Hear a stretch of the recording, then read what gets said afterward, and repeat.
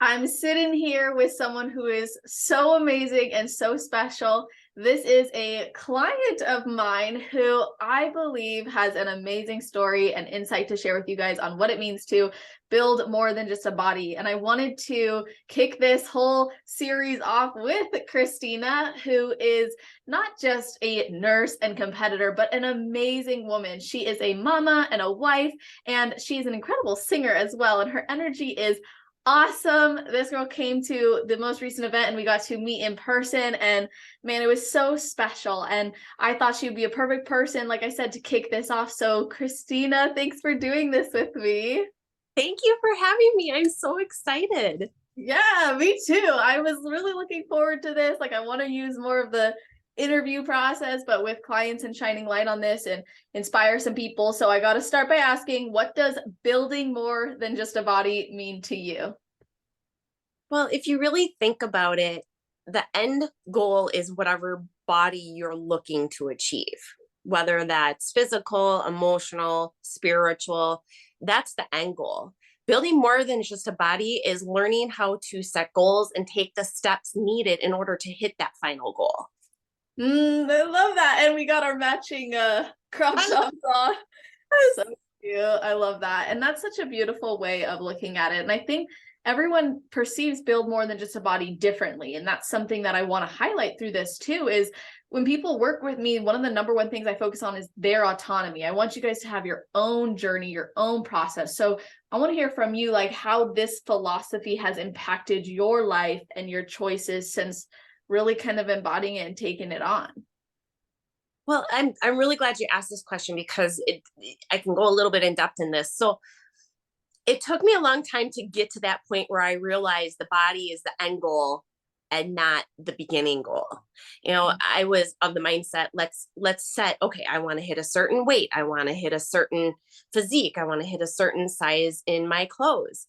What I came to realize is none of that matters unless I set the goals to achieve that goal, because all you're doing is really setting yourself up for disappointment, failure, whatever you feel that capacity is. Whereas if you learn how to set those goals leading up to the larger goal, you find yourself becoming more confident and more successful because you're setting the goals that are achievable, that you can achieve, that are going to align with your final goal. Yes, exactly. And the thing that I've always admired and appreciated about you is you keep an open mind, and your process has been evolutionary, really, because you've been through a lot of ups and downs. But one thing that's remained is your commitment to this process and to this journey. And that takes a lot of heart, a lot of soul, a lot of faith, a lot of trust. And you've been able to show up for yourself countless amount of times. And I want to acknowledge you've also shown up for your family. You've gone on trips. You've done things for your kids. Like, you have really been super mom while also taking care of yourself. So for the moms listening, do you think there is something to prioritizing your goals or putting yourself first in this way, and having those little milestones that actually helps you to show up as a mom? I 100% agree with that, because for many, many, many years, and just to give a little bit of background, I have two teen sons. My 16-year-old son, Hunter, is on the autism spectrum. So he has special needs. He has pretty significant ADHD, sensory perception disorders. So there are a lot of unique quirks and things I have to learn and grow with him in that process. And then I have a 14-year-old son. His name is Mason. He actually had quite a tragic accident last year. So navigating through that recovery and teaching him self-acceptance and things like that through the recovery process was a learning experience for me. But I don't think I could have handled those situations the way that I handled them if I didn't give to myself. And the reason why I say that is because I never used to.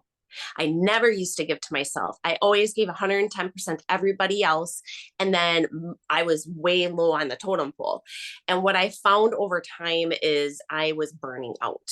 I would go, go, go, go, go. And then I would hit a day where I physically could not do anything. I was so exhausted mentally, physically, emotionally, that I pretty much had to put myself in what I call a mom timeout and locked myself in the bedroom. My husband took care of everything so I could have a recoup day. And it didn't happen often, but it would accumulate to that. Now I don't have that happen so much anymore. Are there days that I do need to step away and have a break for myself? Absolutely. But it's in order to align with what I need to do in the future. Instead of it being an entire day, it might be an hour. Oh, I just need an hour to myself. I'm just going to go to the library and read, or I'm going to um, go sit in my car and listen to music. I mean, just that hour. So giving back to myself and prioritizing goals for myself allows me to be more present and productive with the rest of my life. Yeah, absolutely. And you've had some major breakthroughs around that, from going toward like you're moving away from this perfectionist, all or nothing mentality into what's sustainable, what's necessary to support my goals in the long term and support that vision, and not just physique goals, but all of those goals that you've set that relate to your life. And I've had the pleasure of speaking in little bouts to your son, well, both of your sons actually, and they're amazing. And that's a testament to you. And I know we've discussed things regarding like emotions and taking care of yourself and how do you communicate those things. And I love seeing when moms put themselves first, because it's inspiring for me as someone who wants to become a mom one day. Like, you're such an incredible woman and you're leading by example in that way. And I've always admired that about you. And you're very, very committed to your journey. You live by example. And I think it's helpful for people to know, like, well, what are those habits? Like, what are the actual things you're doing? So you mentioned that you'll give yourself at least like an hour, plus you've got your workouts and you communicate those needs. Are there other habits you have or maybe have developed that have supported you in building more than just a body? Yeah. And I think developing habits and routines are very essential in being successful to no matter what goal you have in life. So one of the biggest things, I have a few non-negotiables, and those are things that I do every single day, no matter where I am, what I'm doing, no matter what environment I'm in. Couple of them would be in the morning. I always wake up and do 10 to 15 minutes of either yoga or mobility, stretching, just to wake up, be present, um, and kind of just have that quiet time. I'm an early bird. I get up at between 4:30 and 5 in the morning. So the house is completely quiet. That is my time. So I do my yoga, and then I usually will eat my breakfast before I go to the gym to train. And while I'm eating my breakfast, I'll read my the book that I'm reading for like self-advocacy or whatever. I hate the word self-help, but self-help book that I'm reading. So I do that while I'm eating breakfast. And that way I can meet my goal of reading those books while I'm eating breakfast, because otherwise it's not going to happen during the day. And then I always go to the gym. On my workout rest days, I still do everything except the gym, because that's my routine. That's what I like to do. Even on vacation, my family is wonderful. I communicate those needs to them and they allow me, that space, because they know that's important to me and that I can give back to them for the remainder of whatever's going on. So those are a few of my non-negotiables. And my kids are really respectful of that. And we've had to have a lot of talks and communication and as far as what that routine looks like. And then learning to compromise. If I can't do it right away in the morning, then please give mom time in the end of the day. And how does that look with your husband as well? So my husband is super supportive of this. He was always telling me, you need to slow down and give back to yourself. You're gonna burn out. And I never listened because, as moms and women, we're stubborn beings and we think we have to do everything, and that's not true. So I've learned through this process to be able to communicate my needs to him, and then he can help me with, oh, well, you know what, I can take that on today, or that can maybe wait a couple of days. He helps me balance that, and it took a long time to do that communication and to develop that rapport, but now that we have that, man, it makes things so much better. Absolutely. And that's that consistent effort over time. And when you consistently like validate your own needs, recognize your own needs, you can better express and communicate with the people in your life who you love and whose support you need as well. So it's amazing to hear that you've got the support of so many people. And I know there's been times where you've had difficulties with environment or people in your life, and you've been able to overcome those things. And you've overcome a lot, honestly, even from the bodybuilding perspective as well. So are there any things that you can think of, like off the top of your head, that you've struggled with and then overcame that you think have actually supported your journey?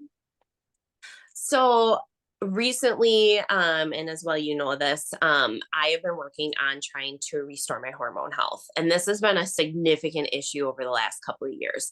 And it stemmed from multiple factors, which I won't go into, but learning to accept what needs to happen to align with that goal. When I was looking to restore my hormone health, I set the goal that no matter what, I'm going to do what I need to do to restore that health because my health is number one. Number two, some of the things and the mindsets that I've had might have to change because of the season that I'm in, trying to restore those hormones.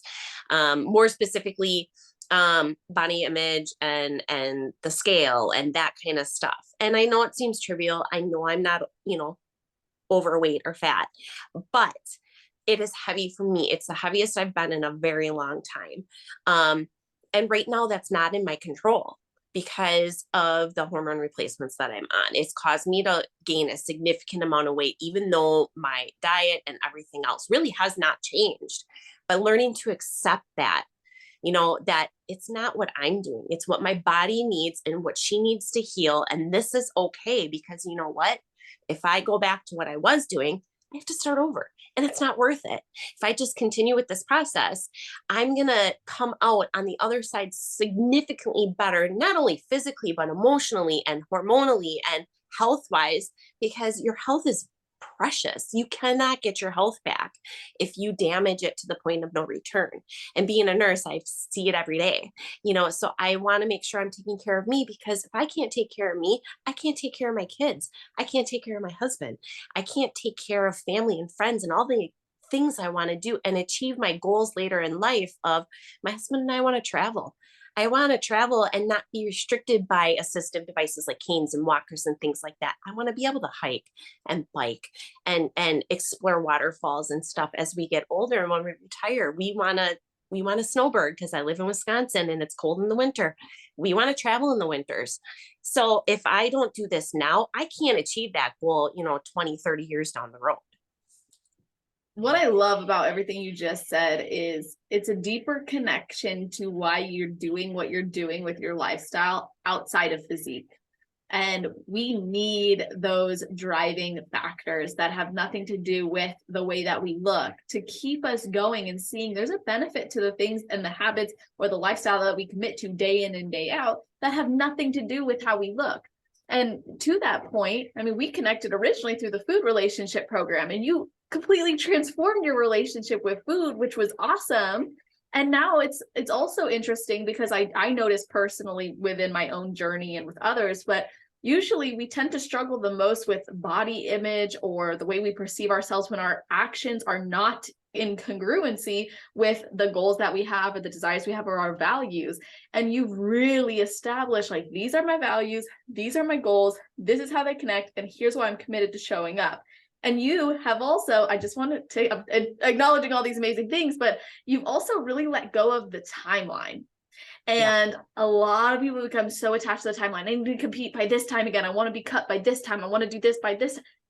When you release it, you're giving yourself a lot more freedom to pursue this journey and get fulfillment. So how has releasing the timeline maybe changed your perspective on yourself or this sport even?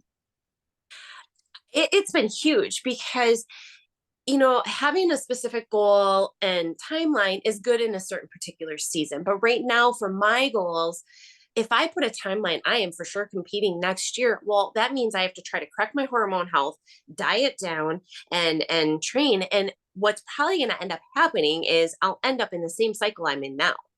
And because I'm pushing the boundaries and I'm pushing the limits and the expectations that my body can physically do. Whereas if I just say, you know what, I'm committed that no matter when I'm ready to compete again, it doesn't matter because until I get my hormones in line, why set a date? Why add that stress and that constant like reminder in the back of your head, like, oh, we're kind of getting closer. We're kind of getting closer. It's not worth it.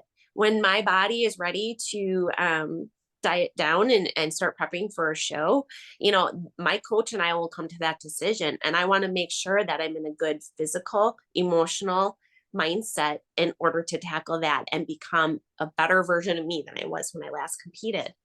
Yeah, I love that. That's honestly the true growth is like you're going to step on that stage knowing you did everything you could to support your body through this process, and your body returns that favor. And our body's constantly working for us and in our favor, no matter what we do to her or put her through. Her sole purpose is to keep us alive so we can have this amazing experience. And if we take care of her, she's going to show up better for us. And so I commend you for being willing to release that timeline, release that pressure. Because I see this a lot. Like the reason why people have so much pressure, the reason why they struggle so much or doubt themselves is because they have unrealistic and really unfair expectations for themselves and their body, rather than just saying, hey, I'm gonna do this for the long run. I want to do this for the long run. Going back to your point about having multiple reasons to be doing this outside of physique. So no matter what, you'll get there. Like there's no doubt in my mind you're going to get there. It's inevitable at this point. It's just now it's taking the steps that are going to support you and not just getting there. A lot of people can get there, but can you get there and be happy there and fulfilled there and empowered to keep going? And so I think you're really setting yourself up for success with that. Well, and honestly, I'm 40 years old, and I feel better now, other than the hormone stuff, which is temporary. I feel better now than I did when I was in my 30s, when I was in my 20s. And there's no reason why I can't do this for 10, 15, 20 years, as long as my body is going to handle it. And I'm in this mindset and I want to do this. There's nothing stopping me. And there's nothing stopping anybody else from reaching their goals, no matter if it's a physique goal, if it's you know, a work goal, a personal goal, a family goal. There's no reason why you can't achieve those goals. You just need to support yourself with the tools in order to do that. And your program gave me those tools. Well, thank you so much. Like, I love working with you. Genuinely, you're just such an amazing person. When I say that, and when I say that you inspire me, I mean it. And I've had conversations with your coach, and we've both said the same thing. I think everyone would agree with that. And you really speak words of empowerment and encouragement, just you sharing your story. And I'm grateful you decided to do that. And I want you to leave everybody with, and maybe this is for someone who's struggling out there, like, what would you want them to know in this time of their life if they are feeling vulnerable, struggling? Maybe body image, food relationship, or just overall fulfillment in their life? Your struggle is going to make you stronger. Don't let your struggle limit your potential. Seek out the resources you need to overcome whatever that struggle is, whether it's communicating with a family member, it's hiring a service that you need to support you, or just talking to a friend and be like, I need help. Don't be afraid to ask for that, because your struggle is, you can probably learn from someone else's struggle that will help you through your struggle. And being vulnerable enough to ask for that help is very hard. Trust me, I never helped before this, never did. It's hard, but once you learn that it is okay to ask for help and you accept that help wholeheartedly, you're going to come out on the other side so much stronger. You're going to learn, you're going to appreciate your struggle, because you're going to be able to be armed for the next struggle coming up down the road. Yes. Ooh, I like that. Armed for the next struggle, because that's so true. Like everything that we go through is giving us insight or perspective or ammo for the next thing. And it's only if we process that and pay attention to it and apply it in our life. And you've definitely done that time and time again. And hearing you say it's okay to ask for help is so beautiful as well, because from like a helping professional's perspective, and you're a helping professional as well, so you understand this, but like every single day I wake up and I'm like, thank you for letting me support people at their most vulnerable. I do not take that trust lightly at all. It's something I very much value and appreciate, is I get to be there for them when they're at their maybe lowest or darkest or most vulnerable, or when they're getting there, when they're ashamed, doubt, guilt, all of those things. Those negative emotions can be very heavy. And so when we just express that we need help, it instantly reduces the weight of those things alone. Then you actually get the help and the support if you're open to it, which you are always open to it, like I said in the very beginning. And that's what's key, is it's not just asking for help and signing up, it's asking for help and committing to it. And you've done that day in and day out, and I really appreciate that. I like to frame it as challenge by choice, Mm. because your choice whether you're going to overcome that struggle or not. You can decide to stay in that struggle, or you can decide to do something about it. And I used to just stay in the struggle, but now I choose to do something about it. And I'm hoping that by me doing this, I'm teaching my kids how to do this. I'm being open with, you know, how mom's feeling and how they can help me with that, and how maybe their behavior affects my emotions, not just that it's right or wrong. It's that what you're doing hurts me. It makes me feel sad. It makes me feel frustrated. And by me modeling that, they're starting to parrot that when I'm doing something that might frustrate them, because then we don't necessarily always have this huge tension that you sometimes get with teenagers. Well, I shouldn't say sometimes, you always get with teenagers, but you know, we can voice how it makes us feel, and that validates that emotion, and that allows us to ask more about it. Is there something that I could do would make it better for you? Is there something that I can do um, to maybe cause not have this happen down the road? And I don't only apply that to my kids. I apply it to my husband. I apply it to pretty much every relationship I have. But again, I did not have these tools until I started working with you. Well, thank you. I'm so glad that I could provide a lot of that for you. And seriously, it's been amazing to just witness that journey. And we had talked about this before, but I'll share it for listeners. Like, research shows that parents who are more emotionally in tune and connected and able to process or recognize their emotions usually raise children who can do the same. So if you recognize like children are having difficult time expressing emotions, or sharing what they're feeling, or communicating that, oftentimes we can look at ourselves and say, well, where am I maybe not doing that? And so you saying that you've visually and emotionally witnessed the change in your kids by just changing yourself is so cool and so rewarding and amazing on so many levels. And I'm so grateful that's been your experience. It's been a game changer. Even my kids say they notice a difference between in our relationship. And it wasn't necessarily that our relationship was bad. It was Right. more we improved our relationship and our communication, because I want to be active and involved in my kids for their rest of their life. And if we build that foundation now, the success or the chances of that being successful are so much higher.